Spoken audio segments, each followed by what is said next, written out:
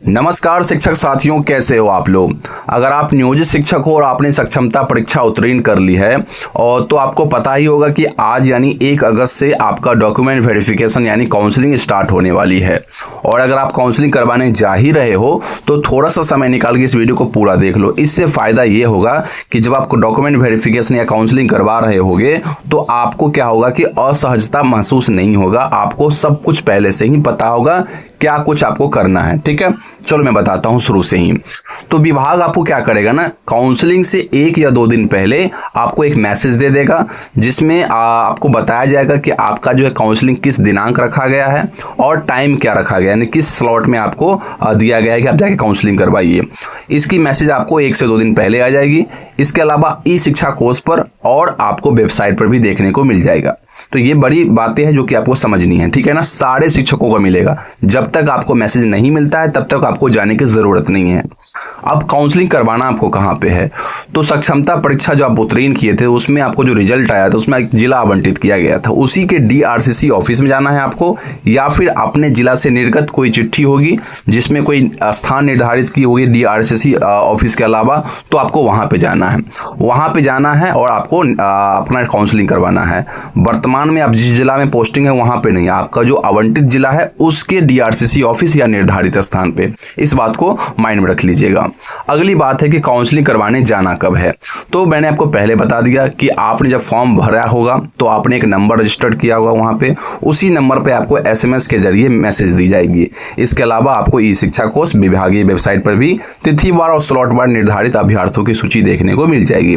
और आपको एक बात का ध्यान रखना है कि काउंसलिंग करवाने अगर आप जा रहे हो तो आप निर्धारित समय से लगभग 30 मिनट पहले वहां पे पहुंच जाना, ठीक है ना, ताकि आपको आसानी से काउंसलिंग करवाने में दिक्कत ना हो। सबसे पहले बात मैं आपको पूरा प्रोसेस बताता हूं स्टेप बाय स्टेप। पहला स्टेप तो मैंने वही बता दिया कि सत्यापन केंद्र पर पहुंचना कब है। तो निर्धारित तिथि समय के अनुसार आपको 30 मिनट पहले आपको सत्यापन केंद्र पर पहुंच जाना है। तो ये आपको ध्यान रखना है, 30 मिनट पहले पहुंचोगे तो इससे फायदा ये होगा कि आप आसानी से बैठ के थोड़ा सा माइंड को स्थिर करके सोच सकते हो। अब अगला स्टेप यहाँ पर यह है कि आप अपना प्रवेश द्वार पर जाओगे और मोबाइल में जो आपको SMS मिला है और सक्षमता परीक्षा का जो मूल प्रवेश पत्र उसको दिखाना है। आपको दिखाते ही आपको क्या होगा, वहाँ पे कि एक काउंटर होगा जहाँ पे आपको ऑनलाइन उपस्थिति दर्ज कर दी जाएगी। वहाँ पे कंप्यूटर और ऑपरेटर मौजूद होंगे जो कि आपको इसमें पूरा सहयोग करेंगे। इसके बाद आपको आगे जाना है आधार और बायोमेट्रिक सत्यापन के लिए। उपस्थिति दर्ज कराने के बाद आधार कार्ड, थंब इम्प्रेशन और फोटो सत्यापन कराना होगा आपको वहाँ पे। इसके लिए एक टेबल होगी जहाँ पे इसकी पूरी प्रक्रिया जो है व्यवस्था की होगी और वहाँ पे एक ऑपरेटर भी होंगे जो आपको इसमें हेल्प भी करेंगे। तो ये बात ध्यान रखिएगा। अब आपको आगे क्या करना है, आपका आधार बायोमेट्रिक सत्यापन हो गया, फिर आपको एक काउंटर आवंटित की जाएगी जिस काउंटर पे आपको जाना है। 3 या 5 काउंटर वहां पे लगे रहेंगे, मैक्सिमम 5 काउंटर लगे रहेंगे। आपको सारे प्रमाण पत्र और दस्तावेज वहां पे देना है, जो आपने अपलोड किया था उससे उसकी मिलान करेंगे और सत्यापन के दौरान अधिकारी सॉफ्टवेयर में जो है सही विकल्प चुनते रहेंगे। तो ये पूरा प्रोसेस होने वाला है प्रमाण पत्र सत्यापन का। इसके बाद सब कुछ मिल जाएगा तो फाइनल सबमिशन हो जाएगा। सभी दस्तावेज के सत्यापन के बाद अधिकारी क्या करेंगे, सॉफ्टवेयर में फाइनल सबमिट बटन पर क्लिक करके आपका सारा डॉक्यूमेंट फाइल कर देंगे। इसके बाद क्या होगा कि सत्यापन हो जाएगा। तो सत्यापन की जो भी स्थिति होगी इसका विवरण के लिए सॉफ्टवेयर से 2 प्रतियों में उसको प्रिंट किया जाएगा। एक प्रति में दोनों प्रति में आपका, काउंटर के अधिकारी का और त्रिसदस्यीय समिति के एक सदस्य यानी 3 व्यक्ति का साइन होगा।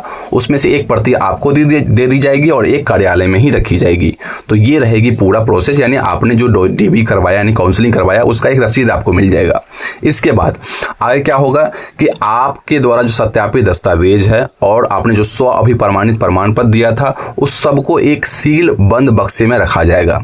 तो ये बड़ी बात है जो कि ध्यान से रखना कि आप लोग सील बंद बक्सा में अपना रखवा लेना वहां पर, ताकि आपका जो भी डॉक्यूमेंट है उसमें कोई प्रॉब्लम ना हो, छेड़छाड़ ना हो। इसके बाद आपको मैं बता देता हूं कि डॉक्यूमेंट वेरिफिकेशन में आपके कागजात क्या क्या लगेंगे। तो मैं आपको बता दूं, जो आपको सक्षमता का जो रिजल्ट आया था उसमें डिस्ट्रिक्ट अलॉट किया गया था, वो वेब पेज वाला एक कॉपी निकलवा लेना। सक्षमता प्रवेश पत्र का छाया प्रति, जाति प्रमाण पत्र या NCL वगैरह जो भी आपका लगता हो वो बना लेना, EWS वगैरह। इसके अलावा आधार कार्ड, नियोजन पत्र, इसी क्रम में आपको सजाना, जो मैं आपको बता रहा हूँ, ठीक है ना, इसी क्रम में इसको आपको सजा के रखना है। बाकी सबका मूल प्रति एक पूरे डॉक्यूमेंट का तो आपको अलग रखना है, लेकिन छाया प्रति किस किस का लगाना मैं आपको उसके बारे में बता रहा हूँ। तो ये 5 चीज़ आपको क्लियर हो गई। इसके बाद मैं आपको आगे बताता हूँ कि आगे आपको क्या क्या लगाना है। इसके बाद आपको लगा देना है मैट्रिक का अंक पत्र, मैट्रिक का मूल प्रमाण पत्र, इंटर का अंक पत्र और इंटर का मूल प्रमाण पत्र। अब अगर आप स्नातक ग्रेड पर हो तो आप स्नातक का अंक पत्र लगा देना, ठीक है ना। और अगर आप स्नातक ग्रेड पर नहीं, बहुत सारे लोगों के इंटर पे ही बहाली हुई, तो उनको स्नातक का लगाने की ज़रूरत नहीं है। सिंपल सी बात समझो, जो अपलोड आपने मतलब फॉर्म भरते वक्त किया था डॉक्यूमेंट, वही आपको लगाना है। स्नातक मूल प्रमाण पत्र लगा देना, लागू होगा तो पीजी लागू होगा तो पीजी का अंक प्रमाण पत्र और पीजी का मूल प्रमाण पत्र लगा दीजिएगा। तो ये पूरा रहने वाला। अब प्रशिक्षण योग्यता आपने जो भी लिया होगा, डीएलएड, बीएड और जो भी आपने लिया होगा वो सब लगा देना आपको, ठीक है ना। वहाँ पे लाइन से ही लगाना जैसे मैं बता रहा हूँ। फिर आपने यहाँ पे दक्षता लगा देना है, सीटेट, एस्टेट, बीटेट जो भी होगा आपको लगा देना। और हाँ, कई जगहों पे निवास प्रमाण पत्र मांगा जा रहा है तो आप वहाँ पे निवास प्रमाण पत्र लगाइएगा, नहीं मांगा जाए तो नहीं लगाना है, ठीक है ना। फिर आपको क्या करना है, पैन कार्ड लगा देना है, सैलरी अकाउंट का जो है पासबुक उसको लगा देना है, या कैंसिल चेक, दोनों में से कोई एक लगा देना। इसके बाद 3 फोटो जो है आपका अपन तैयार रखना है, मोबाइल नंबर जो आधार से लिंक होगा उसको लेके जाना है बस। अब बात आती है यहाँ पर जो है डॉक्यूमेंट को जो जमा करना है वो कौन से आपको जो कितने प्रति में जमा करना है। तो 2 सेट आप लोग तैयार कर लेना है फोटोकॉपी का, जिसमें आप लोग सेल्फ अटेस्टेड कर देना है, खुद से साइन वगैरह कर देना सब में, और उसके बाद उसको जमा करना है। 2 सेट तैयार करना, एक तो आपका मूल सेट रहेगा जो आपके सारे डॉक्यूमेंट ओरिजिनल रहेंगे, और 2 आपको एक्स्ट्रा में तैयार करना है फोटोकॉपी वाला। इसके बाद आपको डॉक्यूमेंट को कौन सी फाइल में जमा करना है, तो देखो यहाँ पे क्या है भाई कि अलग अलग जगहों पे अलग अलग फाइल मांगी जा रही है। तो आप क्या करना, दोनों रख लेना अपने पास में, कार्ड वाला भी रख लेना और प्लास्टिक वाला जो आता है दोनों आप रख लेना।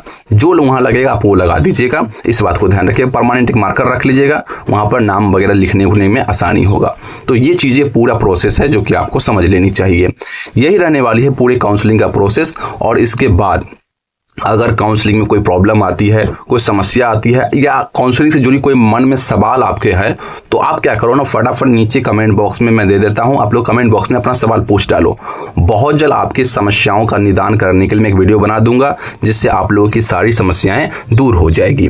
तो हाँ, बस आप लोगों को क्या करना है, इस वीडियो को पूरा देख लेना है। सारी प्रोसेस जो मैंने बताई सेम प्रोसेस वहाँ पे फॉलो होने वाली है, तो आपको कोई प्रॉब्लम नहीं होगी अगर आपने ध्यान से इस वीडियो को देखा होगा तो। बाकी हमारे व्हाट्सएप चैनल से जुड़ जाओ, सारे अपडेट्स जो होंगे ना इस परीक्षा के रिगार्डिंग, काउंसलिंग के रिगार्डिंग आपको समय समय पर मिलता रहेगा। लिंक उसकी भी वीडियो को डिस्क्रिप्शन बॉक्स में है। बाकी मिलते हैं अगली वीडियो में। जय हिंद।